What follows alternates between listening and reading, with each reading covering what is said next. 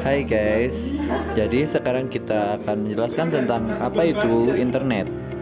Dan di kelompok kami yaitu ada saya Muhammad Ilham Saputra, rekan saya ada Eka Devani, setelah itu ada Dio Ardian, setelah itu ada Denny Alfaris, dan setelah itu ada Andi Verma.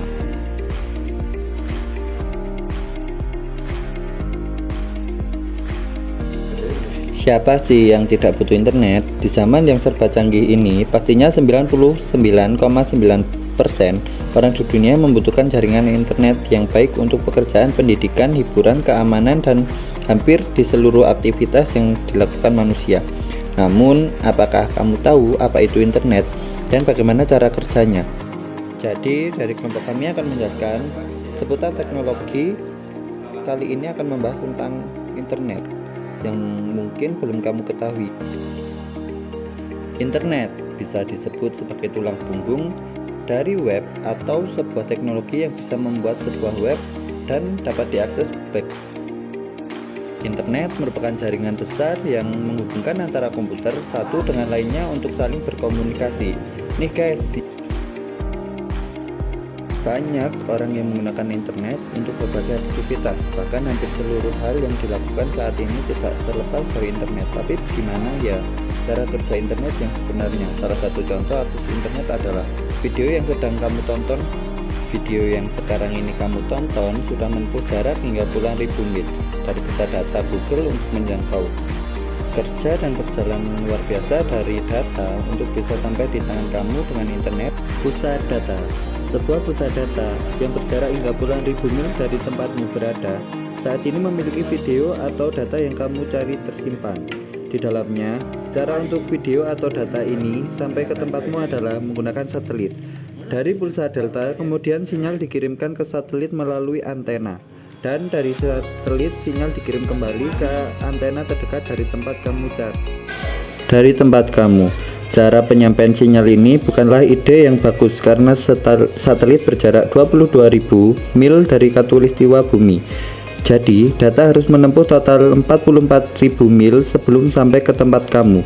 Jarak ini bisa menyebabkan penundaan signifikan dalam menerima sinyal, bahkan menyebabkan latensi besar yang bisa terjadi pada sebagian besar aplikasi di internet. Bisa dikatakan bahwa video yang kamu tonton ini tidak menjangkau kamu melalui satelit. Lalu bagaimana caranya agar bisa sampai dengan sangat cepat jaringan secara optik? Sesampainya data dengan cepat dikarenakan bantuan jaringan kabel serat optik yang rumit dan menghubungkan dengan pulsa. Data dengan perangkat kamu tuh untuk dihubungkan ke internet, data akan dibawa dari jaringan optik dan berakhir di data seluler dan router wifi yang akan diteruskan ke dalam ponsel kamu. Mau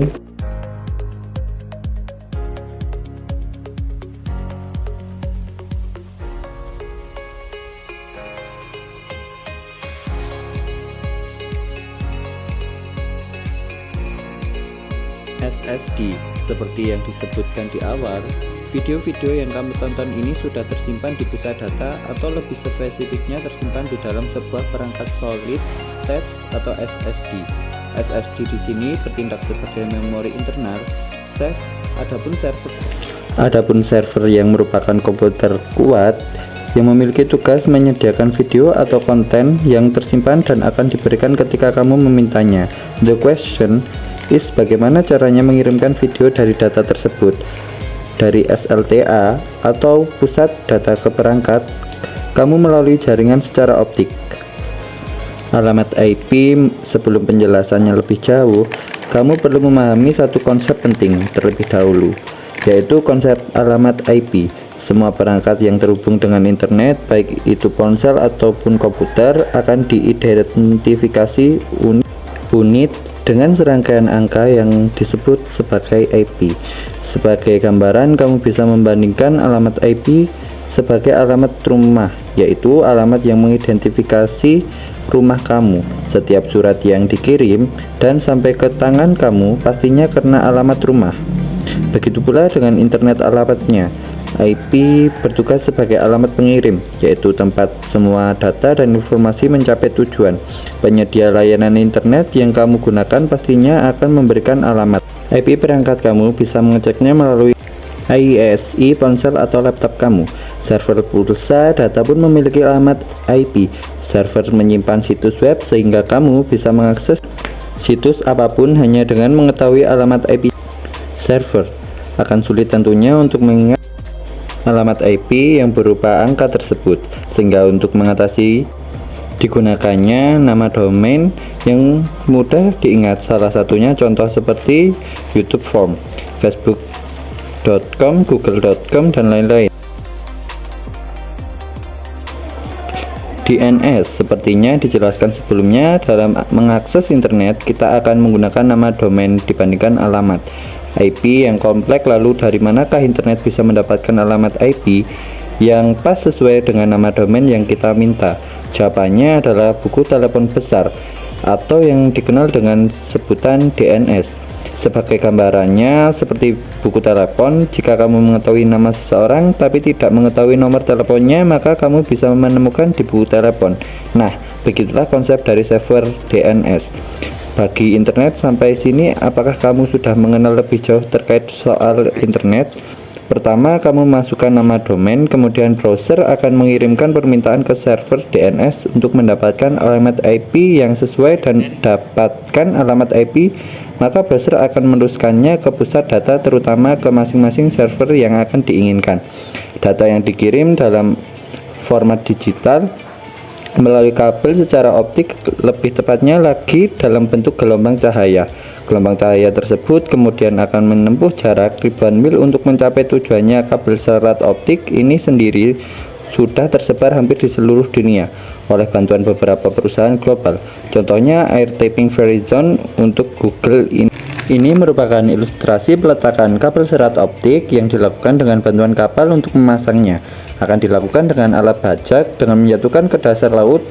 Alat inilah yang akan memasang kabel serat optik ke dalam laut. Kabel serat optik yang membawa gelombang cahaya berisi data ini akan dibawa melewati berbagai daratan dan lautan hingga mencapai tempat tinggalmu dan menghubungkannya ke router Wi-Fi. Router tersebut kemudian akan mengubah gelombang cahaya ini menjadi sinyal listrik kabel internet dari router, kemudian akan mengirimkan sinyal listrik laptop kamu. Berlaku jika kamu menggunakan Wi-Fi, namun jika kamu menggunakan data seluler, maka prosesnya